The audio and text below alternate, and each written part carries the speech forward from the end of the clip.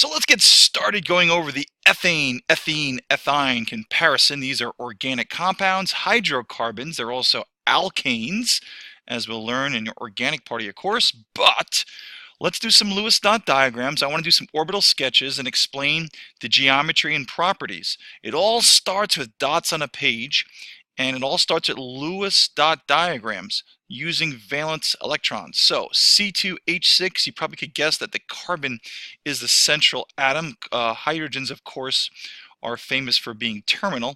I'm going to kind of do this, the Lewis dot diagram, and I'm also going to draw the orbital sketches right next to it. I know I don't have that written here, but it's really important to see this. So let's get started. I've got my carbons, and I know my carbons have 4 valence electrons. So 1, 2, 3, 4. It's a good habit to kind of separate these electrons because they're going to repel. And then I have, of course, another carbon with another pair of electrons, or at least 1, 2, 3, 4. Another carbon with 4 valence electrons. And I make one bond here. It's always a good thing to make one bond. And then, of course, I'm going to put in the 6 hydrogens. Okay, and so each hydrogen brings an electron, and don't fall in love with the idea that you're always going to be doing this with one element bringing one electron and one bringing another. As we saw from the previous night, that's not going to be the case. But for these more simpler type of Lewis dot structures, this is the case. Now, of course, party people, I could write it this way. I could write a carbon with one bond, pair of electrons, and I could write it, okay, as a dash for each bond. So if you want to be dashing and write the Lewis structures this way, you can.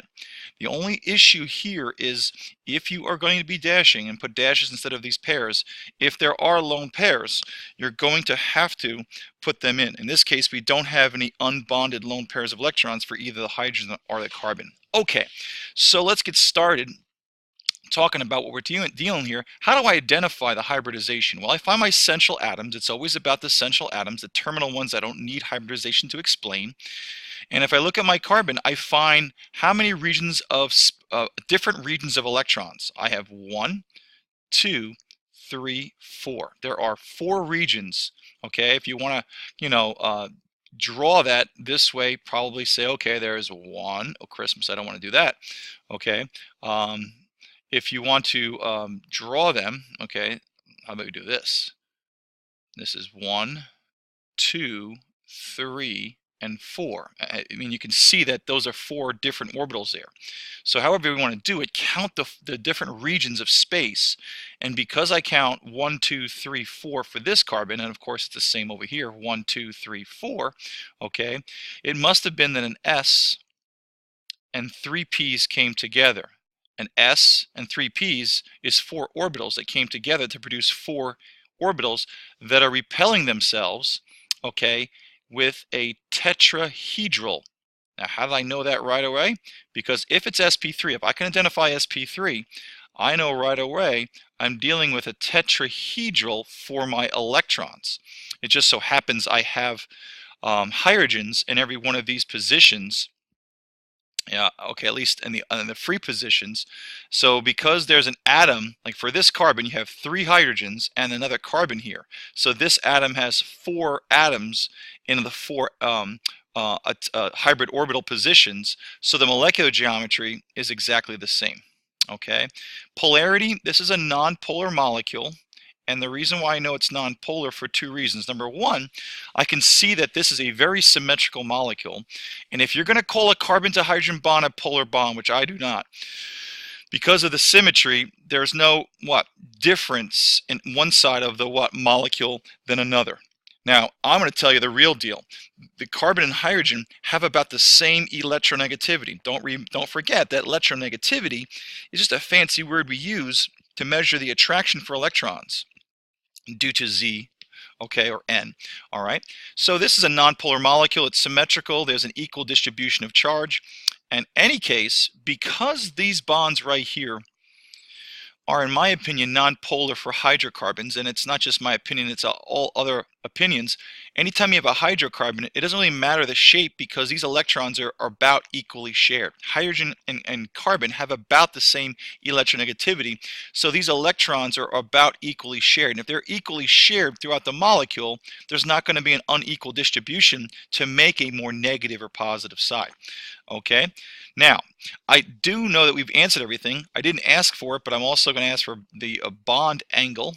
Okay, and the bond angle at sp3 is 109.5. Now I want to draw this, okay, so we can clearly see what I'm talking about. And since the central atom is sp3, because we counted 4 regions of electrons around the central atom, we're going to draw for each carbon 1. Okay, this is one sp3, another sp3, another sp3, another sp3. It's a good, if I ask you to do this, to write in what orbitals these are. sp3. And of course there's 4. An S and 3 p's came together, right? All right, yeah, enough of that singing. So moving forward, another carbon has sp3, and there's a direct overlap here. That's another sp3. Another sp3. Now I'm drawing them planar, but they're not really planar. We should know better that the geometry of these, okay, is a tetrahedral, and they're not flat like crosses. You know, if this is one H and this is the other H, we have one coming at you, okay, and another one going into the board to give you that, or going into the board to give you that 3-dimensionality. But on a 2-dimensional piece of paper, this is all I got to do. All right, now let's put in the valence electrons, and let's put the carbon in, make them all black. Okay, this one has 1, 2, 3, 4. This one is 1, 2, 3, and 4. And then our hydrogens, again, a terminal, don't need to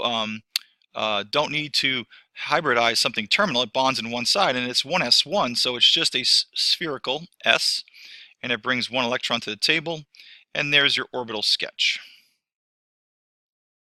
Not very difficult.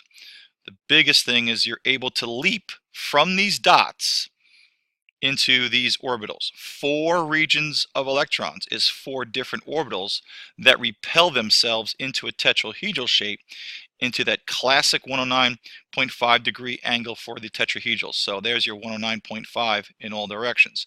And of course sp3 because of the 4 different ones. All right, and that's pretty straightforward. Let's get down and dirty here with the other ones that are not so straightforward, but you should be able to figure them out. Now notice this one right here. This is going to be you call this one ethene. Ene is for, you'll learn a double bond. You say, well, how do I know right away? You wouldn't, this part of your chemistry. This is called ethane. Okay, ane is for single bonds between carbons. But you won't have to know that right now. So if I start with a Lewis dot diagram, dots to a piece of paper, okay, what do I got here? I have 2 C's, and I put out my valence. 1, 2, 3, 4. And of course, starting the other way, 1, 2, 3, 4. Now before you get started, there's only 4 H's. So if I put an H here, an H here, and put its associated, what, electron, well, we've got an issue. And the issue is that each carbon wants to fill its octet. Now octet is the 8, and you'll hear about the octet rule a lot, but we know that carbon is 1s2, 2s2, 2p2. To fill its octet, right now it has 2 electrons in the what? This is the outermost energy level. 2 electrons fill the first, so that's the core electron. So these are the valence shell. And so you've got 2 plus 2 is 4, and we know a p holds what? 6 electrons, so it needs 4 more electrons to fill its valence shell. Okay, it's for a total of 8. That's what we say the octet rule for row 2 elements, because a second row element is only in the second energy level. So carbon is 1, 2, 3, 4, 5, 6, 7 by sharing. This isn't what? Stable. Neither is this carbon. It has 1, 2, 3, 4, 5, 6, 7. So it doesn't have its octet, and this is not going to work. So what we do, okay, is we have to make a double bond. I know I said an ethenes are double bonded, but oops, I took the hydrogens away. Electron, my bad. Put that back. So we're going to have to move this electron. So all you can do in this scenario, if you haven't already figured out, is make another double bond. And if you're past this point, I'm sorry I bored you. Okay. Now we put the electrons together. There's one here and the other one is here, and now it works. Okay, this carbon, if you were to check it out, okay, this carbon feels like it has 8 and filling the valence electron, and so does this one by sharing. That's how they're called covalent. All right, now I don't like those circles, so I'm going to get them out of there. In fact, I don't even like how that's even looking right there to me, because aren't these electrons kind of close? And here comes the question of the day. How many regions of electrons do we have? We have 1, 2, and I know there's a double bond here, but this is still one region. Okay, you have 3. And this carbon has what? 1, 2, and 3. And you should know right away, 3 pairs of electrons, whether it's bonded or not, 3 regions of electrons is what kind of hybridization? Well, if it's 3, that means we're going to have an S and 2 P's came together. That's 3 orbitals in and 3 orbitals out. Now I'm going to redraw this because I don't like the implications here. It's totally fine and acceptable, but I don't like what it shows here. So here's my carbon, and let me just get to a color that makes some sense here. 2 carbons, double bonded, but I'm going to kind of make these electrons go, what, 1/3 of a circle away from each other, and you can see what I'm doing here. I'm kind of giving away the shape. Okay, so these are 2 pairs of electrons, and so now I have my Lewis structure. This is still a good Lewis structure. So is this, but you're showing, you may fool yourself to thinking that these electrons could exist this close together, and they won't. They repel themselves. This is like 180 over here, and here you've got 45 degrees. So these electrons are going to move. Okay, same thing with this one, to a position that's about what, 120 bond angles of each other. Okay, so if I was going to redo it, and I want to, okay, oops, doing too much here, so I'm going to redo this with the dots, and that's why with a pencil and paper it's really helpful to use pencil to do this. I'll keep it in one color here because we can handle it. So here comes a carbon, here's a carbon, it has 1, 2, 3, 4 electrons for that one, and then 1, 2, 3, 4 valence here, and then we're going to have our H's here, and this is the way that I would wind up writing it, just to remind myself that these electrons are going to repel themselves into this shape, and that's what VSEPR theory is. So now that I know it's SP, now that I know it's 3, and now that I know that it's going to repel each other into what we call a triangle planar, okay, the shape here is triangular planar, or if you want to be fancy, trigonal planar. Okay, and let's draw the orbital sketch for each of the internal carbons. I know it's fun to do, so let's do it. So I have an sp orbital here. I have an sp orbital here. And I have an sp orbital here. Do my best to draw that 120. Maybe it wasn't my best, but who cares? So these are sp2 orbitals. So I'm going to write that in to keep myself understanding here. And then I have the other carbon doing the same thing, having an sp orbital, and you should know why that's sp, okay? And I'm not sure why I just made a peanut there, but let's get rid of that. Not loving life there. Okay. Start again. So from this carbon, I'm going to overlap this one. That's one sp2. And then we're going to go try to do that third, sp2. I guess that one should be up more, but hey, doing the best I can. sp2. Let's put in the valence electrons. And each carbon has 1, 2, 3. And there's a fourth one. I'm going to write it down here because we need to add something. Okay. And then there's also the valence electrons for this one. 1, 2, 3, and 4. There's a fourth one that goes somewhere, and I hope you can figure it out, because what we've learned previously, we now definitely understand what's going on here. The first bond in a multiple bond system must be what we call an overlapping bond. And we haven't counted them yet, but we're going to do right now. This is a sigma bond right here. Okay, if we go back up to the first one, I have a box here that I haven't filled out. This is a direct overlap bond, sigma. So is this, sigma, sigma. I forgot, or I didn't put the H here. Another sigma, another sigma, another sigma. These are all overlapping bonds. So I have 1, 2, 3, 4, 5, 6, 7, right? So there's 7 sigma bonds. There are 0 pi bonds here. There is no that bond that goes above and below happening because, well, we don't have any what? Double or triple bonds, and that's what I'm trying to explain here.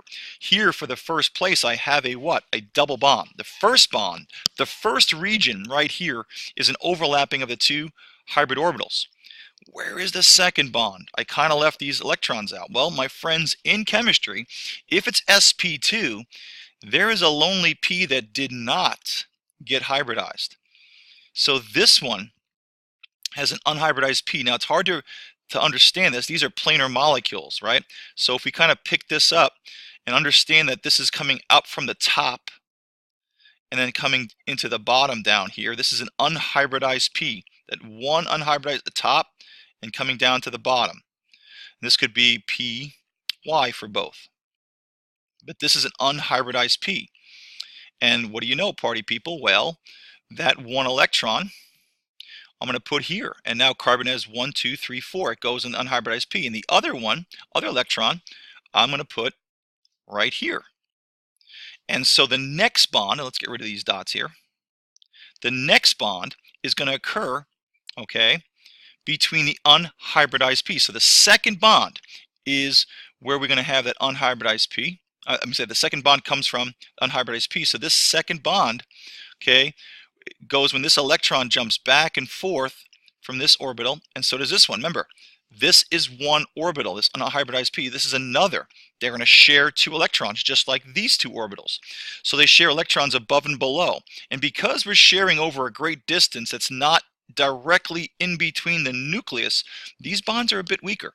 They do add stability, that's for sure, but they're not as strong as direct sigma bonds. That's important. So this is what we call a pi bond. And there's not 2 pi bonds. This is one unhybridized p sharing what? 2 electrons with another unhybridized p. So this is just one bond. So this is an example of just one pi bond here. So we have one pi bond that's contributing to the second bond always, or it contributes to the second and third bond. The first bond to every Lewis dot diagram is an overlapping. And of course it has to be. Once you overlap in one direction, you can't overlap in the other. You're never going to have 2 orbitals that are sitting out in close proximity that can overlap 2 orbitals here, because electrons do what? They're going to repel each other into a stable position. So the first bond will be the overlapping, the more stable scenario, and then you're going to have this kind of jumping back and forth blending of a weaker secondary bond. Now, how many sigmas here do we have? Well, we haven't put in the hydrogen, so let's do that. So we have the hydrogen here, adding its valence, another one here, okay, and then one here, and one here. So we're going to have a sigma bond here, sigma bond here, sigma bond here, here, and then one in between. So 1, 2, 3, 4, 5 sigma bonds, and only one pi bond. And this explains that second bond. Okay, now the bond angle here for trigonal planar, or sp2, for the electrons is always 120 degrees. I forgot what the other, the molecular geometry, where the atoms are, is also trigonal planar because we don't have any lone pairs. And this is also nonpolar. You can guess all of these are going to be nonpolar because they're hydrocarbons. Hydrogens and carbons have about the same electronegativity. They share these electrons pretty evenly, so there's no area that's richer in electrons. All right, let's move on to the third one. Now, the third one is C2H2. And you could probably guess, hey, I'm losing another H. This is called Ethine. Due to Lewis dot structure, here's a carbon, and I do this, each one's going to bond to an H, right? H brings what to the table? 1 electron. And so when I figure this out for carbon, well, it's got 1, 2, 3, 4. This one has 1, 2, 3, 4.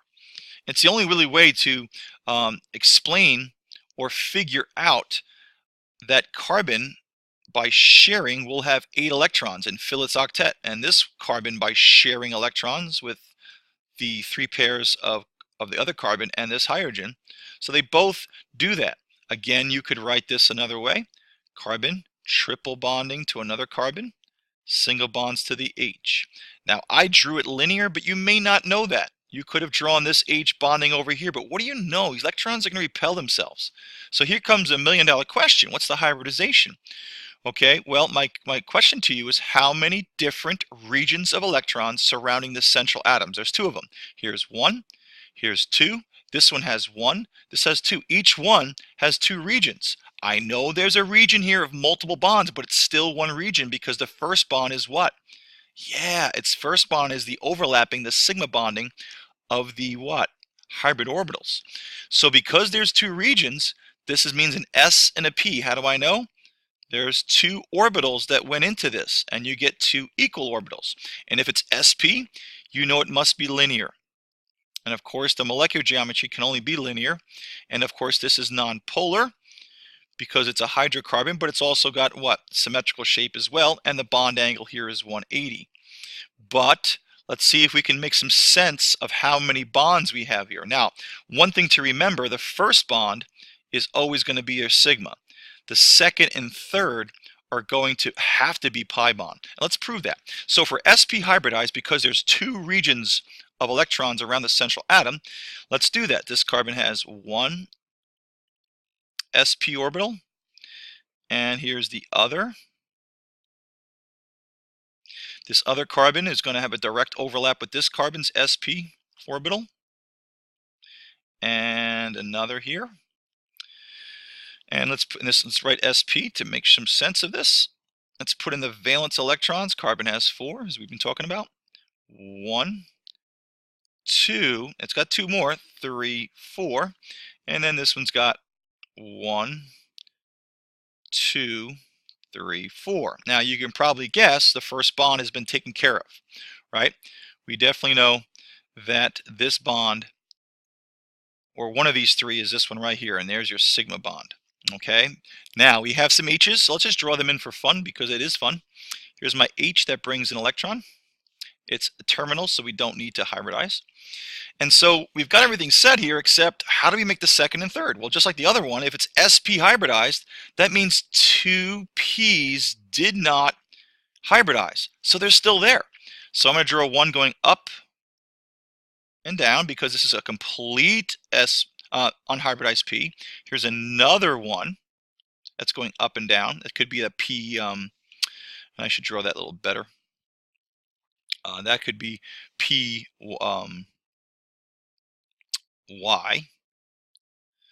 Now we've got one up at top. We're going to have one left that's going out and into the board here, or into the screen. Another one, again, these are hard to try to think about 3-dimensionally when you're using a 2-dimensional kind of tool. Now let's put these electrons in. Okay, there's 2 left, so I'm going to put them in. I'm going to put one here and one here. I could have put them on either side, but I'm putting one in each other orbital. This is one orbital, this is the other.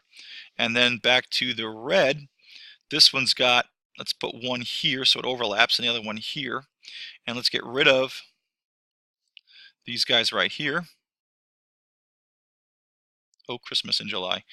I just took that away, I don't want to. Sorry. Moving back down. So let's get rid of those dots. I'll be careful, I promise. Okay, and get rid of these dots. The arrows, I'm sorry for you OCD fans. Now, where is our pi bonds? All right, let's pick a nice color, probably one that I don't see, magenta. And so here comes one pi bond on top and bottom. That's one pi bond though. And the other one, again, try to think 3-dimensionally. This is top and bottom. It's one pi bond because this is what? That is one p orbital. That's sharing 2 electrons with another p orbital, just like one sp orbital is sharing electrons with another. That's one bond. Changing up our color coordination, let's make this pink. This one is going to share, because in the same orientation with this one. Notice this one has 1, this one has 1. So this is going to be front and back. and the pi bond is in front and back. So this one is going to have 2 pi bonds because it's triple bonded, because the first one has to be the overlapping, has to be. That's the more stable scenario, okay? And then these aren't as strong or as stable. So how many pi bonds do we have? We have 2 that contribute to the second and third bond, but don't forget for our what? For our overlapping or sigma, we have 1, 2, and 3. Okay, and that concludes this worksheet, especially the orbital notation. Okay, and hopefully you see it's a great way to do that. Now, one thing I will say though is that when you're identifying, okay, carbon-based molecules and their hybridization, look at the what? Look at the structure. If you see carbon making 4 structures, hey, that's sp3. If carbon shape looks something like this, okay, it's sp2, and if carbon is more linear, it's sp. Okay, let me give you an example. Let's go to the homework page and I'll show you that last little piece. So this is our homework here, and how to identify the hybridization of each carbon? Well, look at this carbon. It's bonded to 4 things, so that would be what? Oh, Christmas, that'd be sp3, right? Okay, so that would be sp3, so sp3 is right here. In fact, I'll just do a color coordination, so sp3 is that. Okay, now look at here. Where else is there a carbon that's, oh, look at this, 4 things. There's another sp3. Now let's change it up. Look at this carbon, 1, 2, 3 regions of electrons. What's the hybridization here? 1, 2, even though there's a double bond, just like we just did, there's 3 regions. The first bond must be a sigma. Therefore, this must be an unhybridized orbital here, 1, 2, 3, so sp2, right? I don't know why I just did that twice, but hey, I like it. Okay, so you can see, party people, that 1, 2, 3 regions, this carbon is sp2. So what would this carbon be? 1, 2, 3 regions, sp what? sp2. Okay, and so it's pretty simple to do. Look at here, down here. What about this carbon? How many different regions? 1, 2. And it's linear. sp hybridization right here. Now look at the triangle. Look at the shape. That's a triangle right there. There's your sp2, or trigonal planar. Here's your what? Tetrahedral. So that's the sp3. So finish that out, okay? And that's part of your homework, and that should make some sense now. Good luck.